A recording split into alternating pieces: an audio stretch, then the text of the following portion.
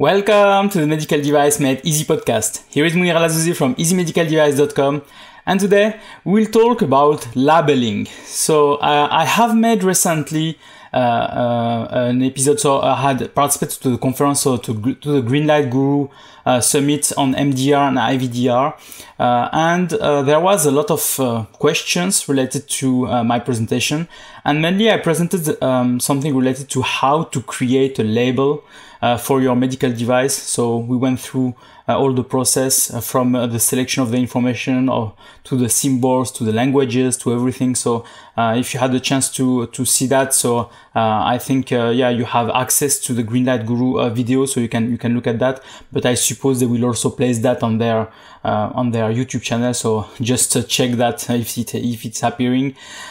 So what I decided today is mainly to answer to the question that I received during that session. I didn't have the time to answer to all the questions, so I received all the questions from the Greenlight Guru team, so thank you for that.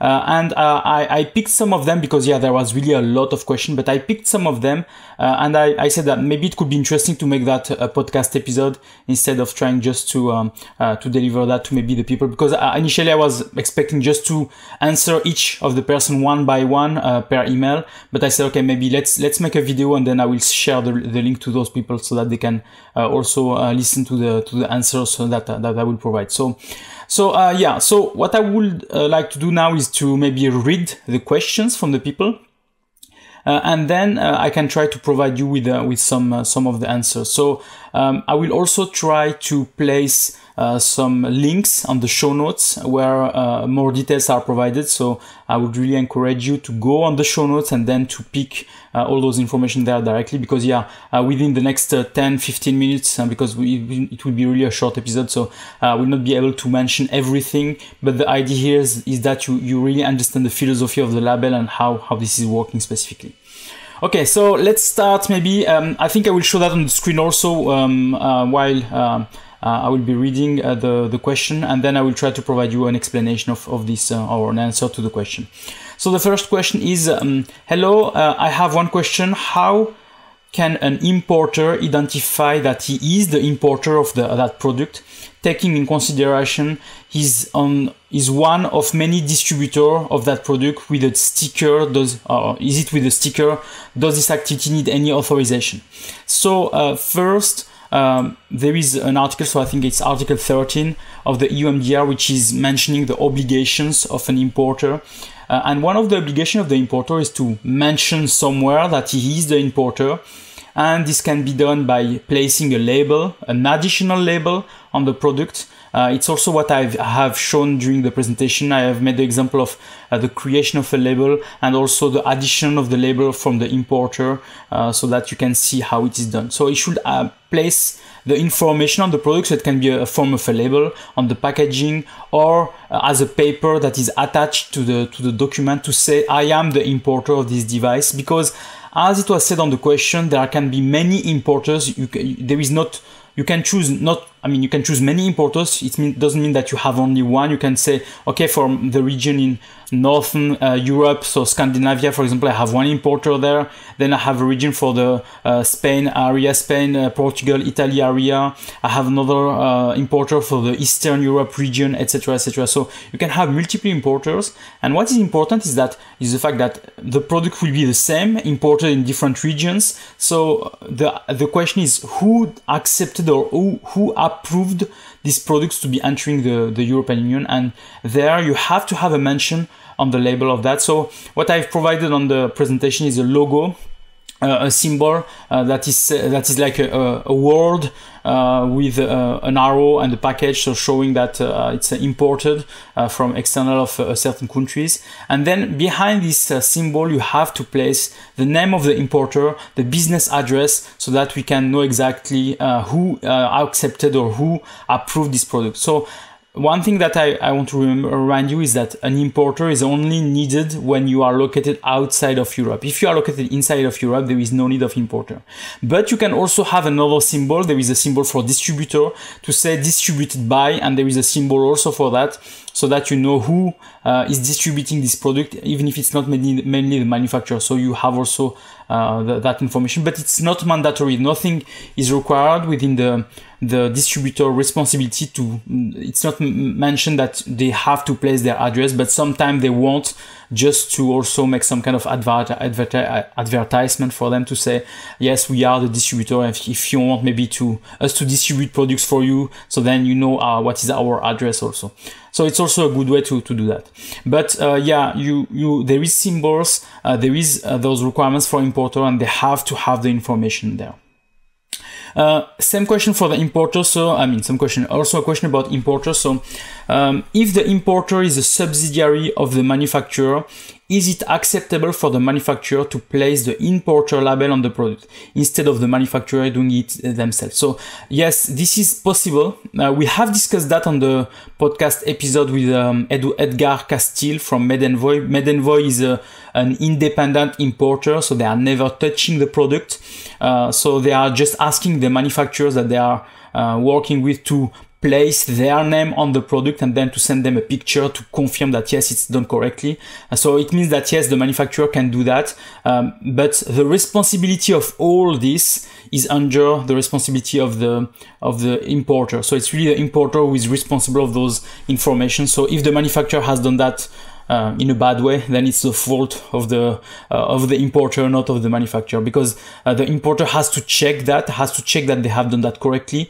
If they don't check, so it means that they have not done their job correctly. So this is really something that is important. And it was also the answer to another question. So is it the responsibility of the importer to apply the relevant label stating they are an importer, or is it down to the manufacturer? So as said, yes, it is the importer. The manufacturer can do it, but the importer is at the end is the importer who is responsible for that. Okay, another question. I have created a new symbol for indicating that the monopatient device.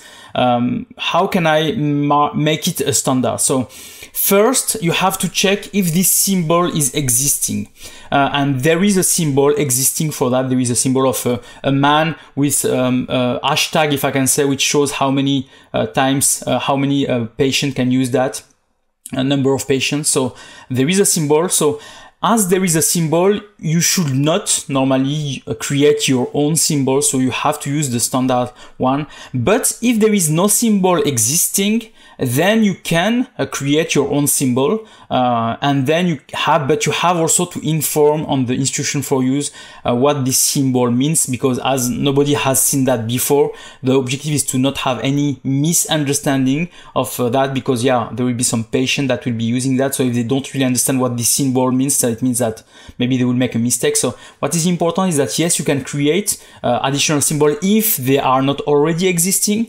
but you have to mention, have a kind of a definition or a legend in the instruction for use for them. I think it's really important. As another question, so as we don't have an harmonized standard for the moment, do we need to explain all symbols in EIFU? Yes, there is a rule saying that on the article 10 where it says that you have to use harmonized symbols. You can use some symbols. So there is a rule saying that if it is harmonized, if it is an harmonized standard, then you don't have to explain those symbols, because normally it is understandable by everybody normally, but I don't confirm that. So the thing is that with the EU MDR there is no harmonized standard actually. There will be, but there is no harmonized standard.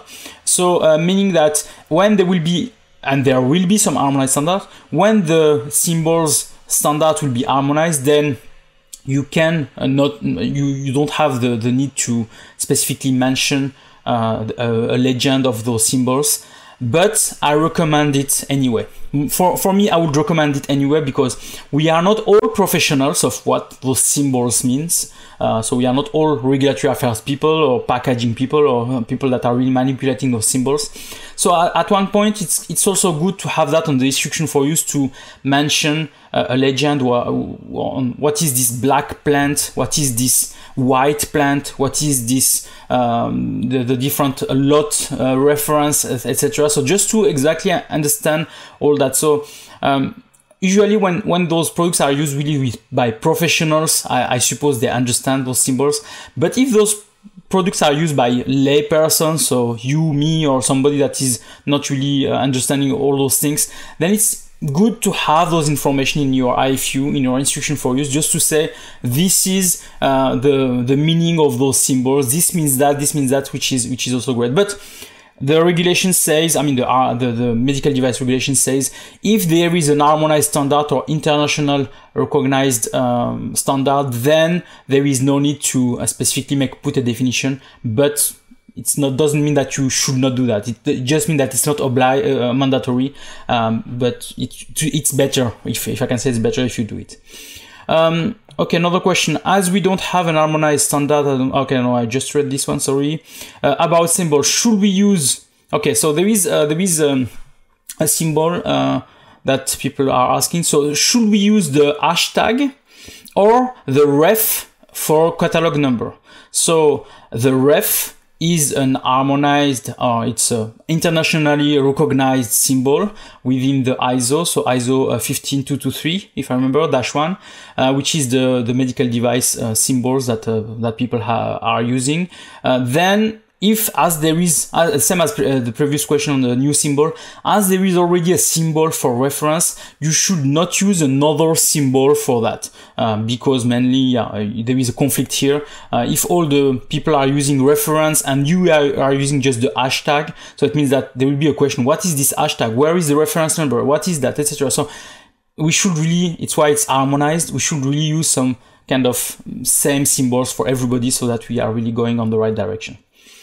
How will I put a label on an SAMD, so software as a medical device, class 2A? So yeah, there was a lot of question about softwares.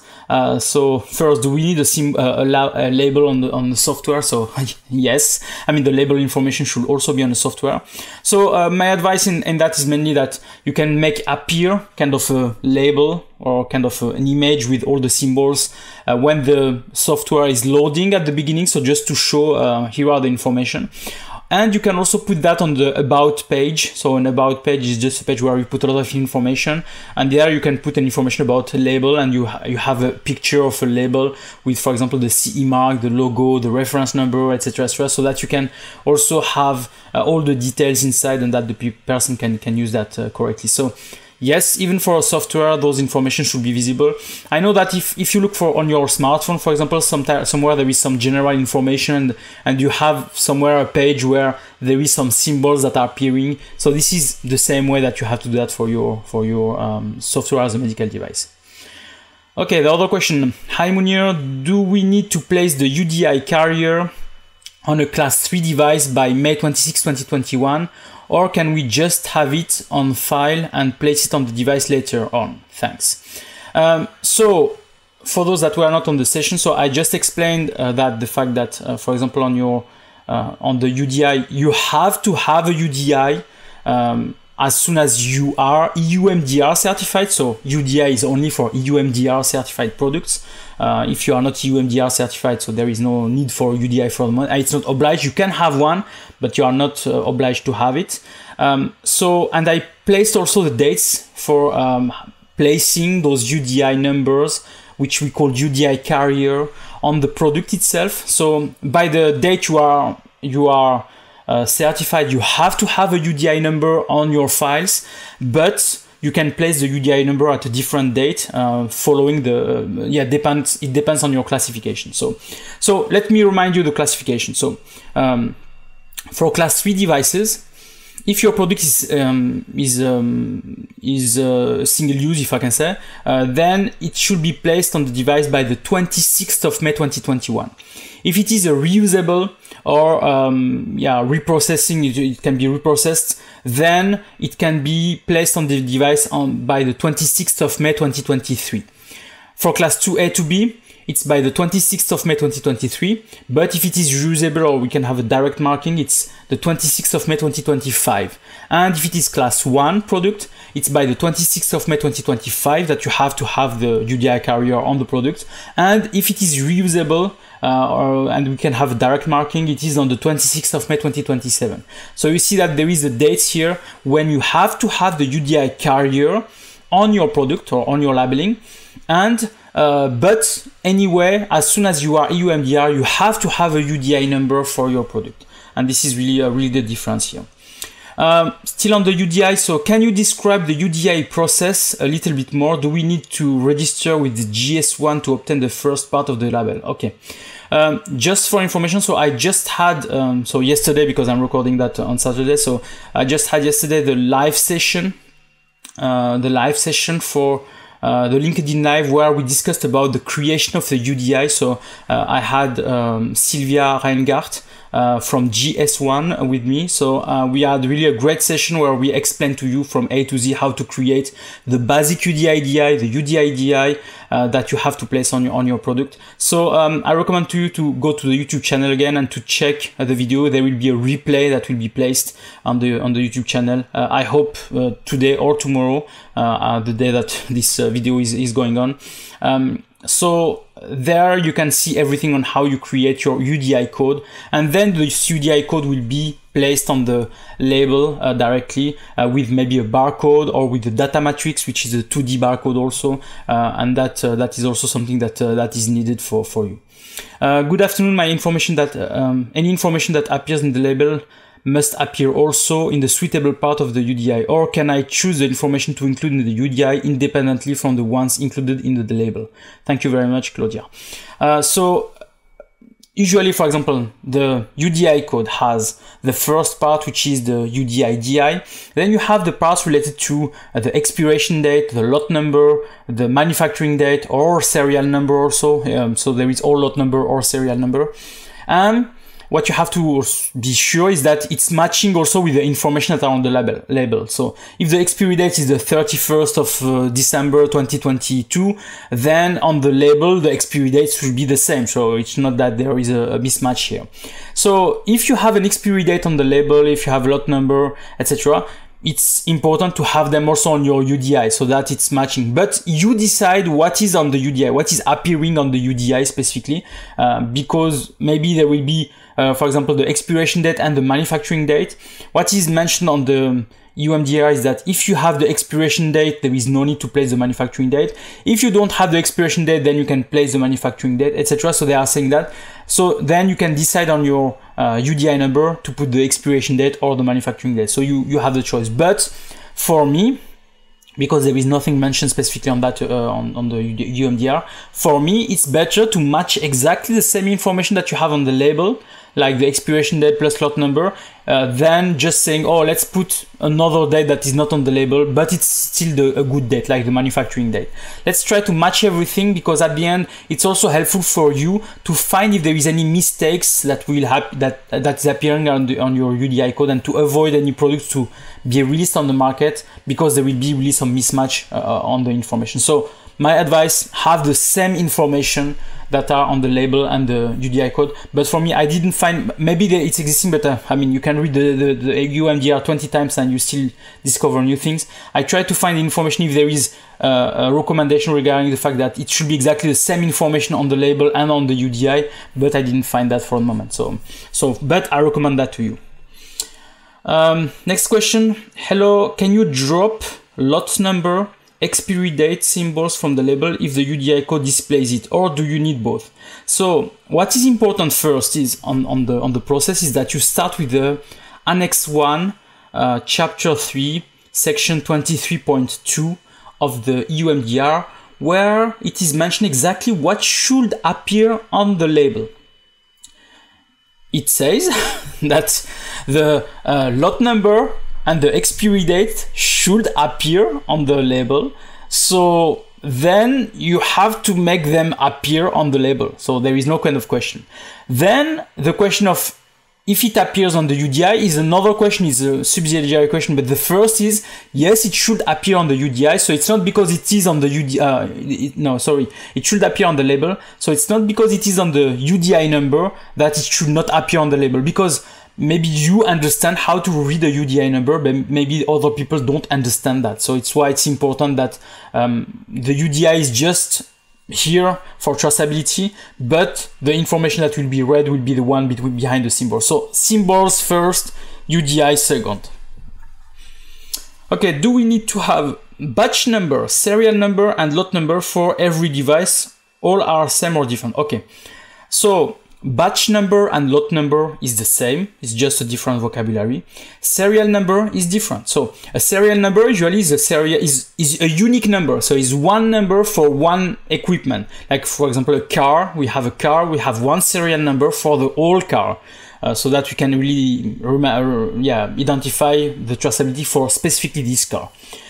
If you have a computer, there is one serial number for one computer, so we have a traceability also for one computer. For lot number or batch number, you can manufacture 50 pieces at the same time, for example. Let's, for example, take the example of a hammer. Surgical instrument, it's a hammer that is used during an orthopedic surgery. It is in two components. So I have I have started my production. I will try to manufacture first the 50 handles. So 50 handles, 50, that are placed on a box. It's a lot. Then I go on the next step and I manufacture the 50 heads of the hammer. Then I place them on the box again, so they are on the same box. It's a lot of 50 products. Then I go to the next step, which is the next assembly. So I'm assembling the head and the handle, so I assemble them together, etc. Then I go to the next step, which is the marking. So I mark the information maybe on the handle of the label of the product. Then at the end of the process, I have 50 hammers that have followed the same process and followed the same steps at the same time. So each time they were the 50 together. Then this is a lot. This is a lot of 50 products. All those products will have the same UDI code, will have the same reference, will have the same lot number. So it means that when you will go on the market, you will see, for example, a product with a lot number. It means that it's not the only one product. There is maybe a lot number of 150 units. So it means that there is maybe 150 products similar to this one that are on the market with the same lot number. But a computer is only one computer that will be on the market with this serial number, because it's also important to track that specifically.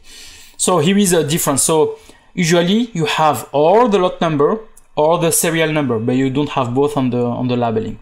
And it's also important for the UDI number, because the UDI number can display the lot number and serial number, but you have to choose this one or this one. Okay, so next one. Does having the CE logo with the number imply it is a medical device? So yes, you have the CE marking, and usually you have a number below. This number is the number of the notified body. So it's the number of the competent or the notified body, the company, if I can say that, authorized or certified this product. So first, CE logo doesn't mean medical device. CE logo means that it's authorized to be sold. I mean, it's following the European Community legislation, and there is many legislation that are asking you to place a CE mark on the product, like toys, like camera, like machines, etc. There is a lot of legislation that are different than medical devices that are asking that. So when you see a CE mark, it doesn't mean this is a medical device. And then you go on the bottom and you see the number of the notified body. Then you can check if this notified body is qualified for medical devices. If you see that yes, it's qualified, so most likely it is a medical device. But now, to avoid this misunderstanding, the European Commission on the EU MDR, it says that if it is a medical device, you have to have the mention medical device. And there is now a new logo that is appearing, which is the logo MD for medical device in a box, that is showing that this product is a medical device. So normally, from the EU MDR, you should not be, if I can say, you should find easily if your product is a medical device or not, because it's mentioned on the label. So it's easy for you. Okay, next question. Do we have to include the street name and number of the legal manufacturer, or can we just list the city, state, and country? So it is mentioned clearly on the Annex 1, Chapter 3, Section 23.2, that you have to have the legal manufacturer, so the manufacturer of the product name, and the business address. So it means really the place where they are, not just the state and the city, really the business address, in case we need to contact them, in case we need to visit them, because there can be also some unannounced audit. We have to know where they are specifically. So it's why it's important to have that, and it's really important for also identifying the real manufacturer of the product. Because if you are then move from one city to another, because you are moving, if I can say, your manufacturing plant, we have to know that it's also changing. It's not like you are based just in one country or one city or one state. It's really, what is my address, my current address, what is my next address. Next one, if you use symbols, do you still need to have all the different languages? So the symbols are used to avoid to have to mention languages. So if you have symbols, normally it's here to say, for example, MD means medical device. It means medical device in every language. So, there are some internationally recognized symbols or standards for symbols. Then for those ones, it means that normally everybody understood that. But as I told you before, it's better maybe to place a legend in the EIFU just to mention what it is for. So if you have the symbols normally on the label, you don't have to put any other language on it. Then it's more on the EIFU where you will have that, because you will have maybe an EIFU in German, in French, in English. So then you can put the legend in German, in French, and English, so people can understand. But the symbols are here really to avoid you to have multiple languages on your packaging. And it's what I've done also during the presentation on the Greenlight Guru session, where I showed a label without any symbols, so that you can see the difficulty you can have to read that. Next one, if you do not sell to lay persons, are you required to have the label to have the label in the language of the member state? For example, we sell to distributors who sell to the end user. Majority of our labels are in English, only being sold to medical professionals. Okay, so in terms of languages, it's what I have told during the conference. So in Europe, it says specifically that you have to put the language of the member state authorized by the member state. So it means that if you go, for example, to France, the only language authorized is French. If you go to I don't know which other country, but for example in Ireland, it will be English and Irish, English or English and Irish. So not Irish alone, just English or English and Irish. So each country has its own, if I can say, requirements. I have tried to capture all those requirements in 2 slides of my presentation. I will try to make the presentation also available on the show notes, so that you can also get that. But yeah, mainly it's the member state who decides which language you have to use. And there are some member states that says English for professional use is authorized. So it means that if it is used by a surgeon or by somebody that's really professional, then English can be accepted. But this is really dependent on each country one by one. So if you are selling to a distributor, and if the distributor receives your product in English, for example, the problem is that this distributor is maybe located in Romania, and Romania says only Romanian, then they will have to update your instruction for use in Romanian, also the packaging in Romanian, and they will have to place these symbols. So I showed that also on the presentation, the symbols for not original translation. So it means that it was translated, not original language, it was translated language, and not original packaging, because it was repackaged also for the purpose of having the right language also. So you have the possibility also that your distributor is doing that exercise, but it's good also that they are informing you about that and not just doing that without telling you. Yeah, I use, so somebody is saying EPU, English for professional use. Is it defined in the MDR that English is accepted if the product is intended for professional use? Where in the regulation is it defined? So yeah, on one of my slides, I put EPU, like English for professional use, but it's each country who is deciding that. So it's not MDR who says that. MDR doesn't say anything. They just say, MDR says only in the language authorized by the member state. and some countries says if that English is accepted if it's for professional use. So you have to prove that it's for professional use, but nowhere on the MDR it says that.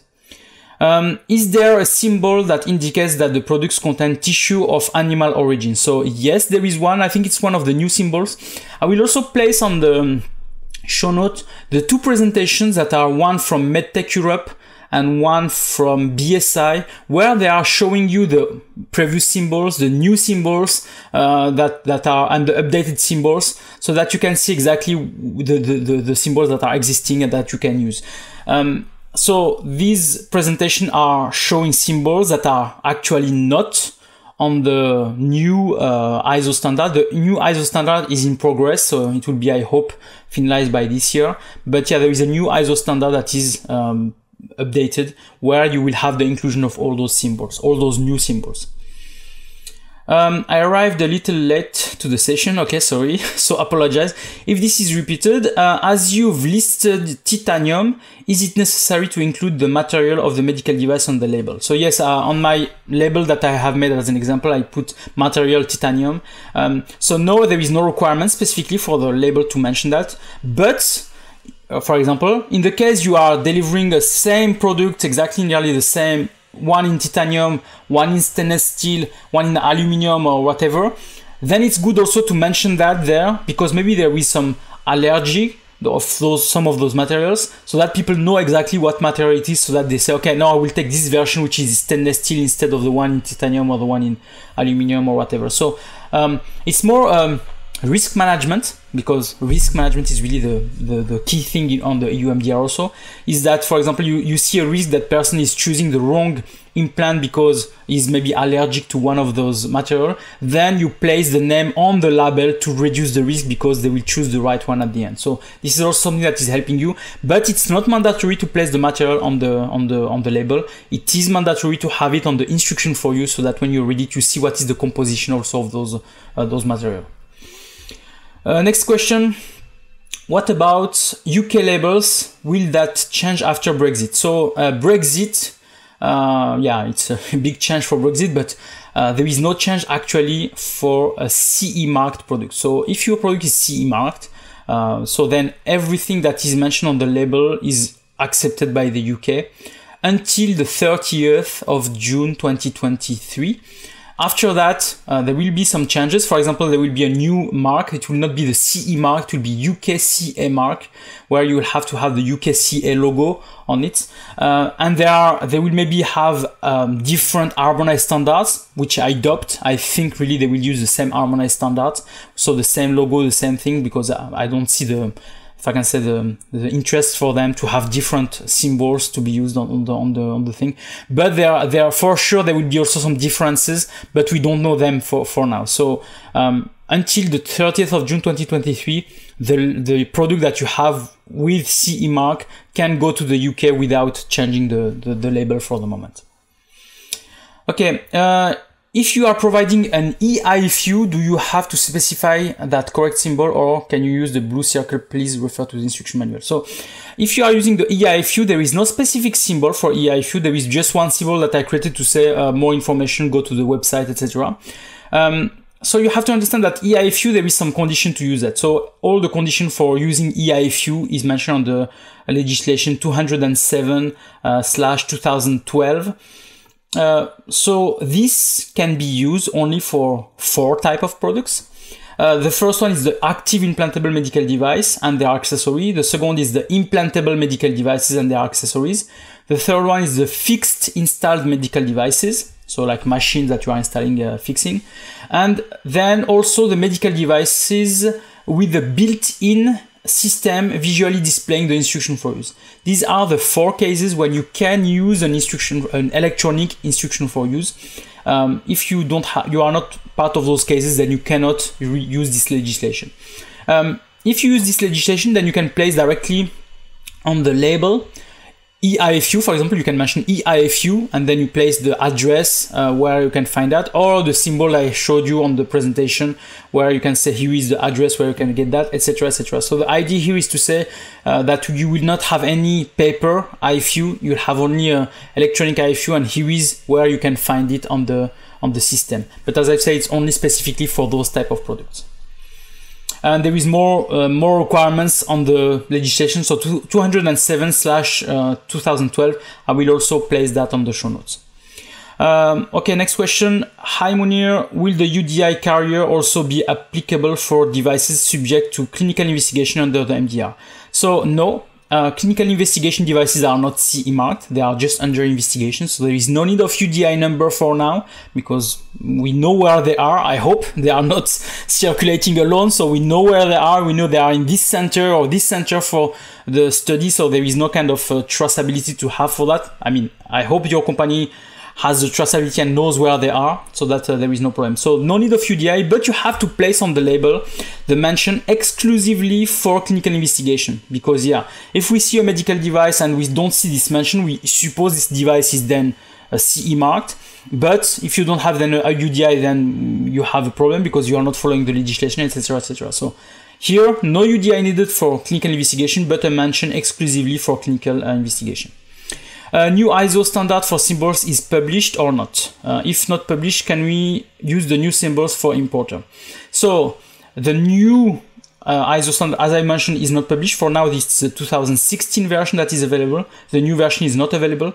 But, as I've told you also, if those symbols are not on the standards, you can still use them. You just have to mention their meaning, so the definition on the legend in the instruction for use, to say this logo means that, this logo means that, etc, etc, so that you can have a better understanding. For example, the logo importation. If you don't want to write everywhere, I mean, a legend, you can say imported by. But if you are selling that also in French country, you have to say importé par, etc. So you have then to put many languages for the same logo, for one logo, if I can say, to say imported by, importé par, etc, etc, in the other languages, and then to place the name of the importer. So here is the different things. Okay, so I will stop here. I think I took more time than when I was expecting. So the idea here is that, as I've said, for you to have a better understanding of how to create your label. So you can go to the Greenlight Guru video where I'm making this presentation. And here, as I've said, I was really trying to answer all the questions that people are providing. I mean, there was more questions, but yeah, I tried to, you see that it took nearly 40 minutes just for that. So I suppose it will take a lot of more time if I go through the other question. But don't hesitate, if you have some specific cases, you can contact me and we can look at that together, and I can work with you on your specific case. Okay, so thank you everybody. Don't forget to go on the YouTube channel to place also comments if you have, to place a like if you really like what I'm doing here, and also don't hesitate to share all those information that I'm providing to you with your colleagues if they are really also looking for information on how to create a new label or whatever.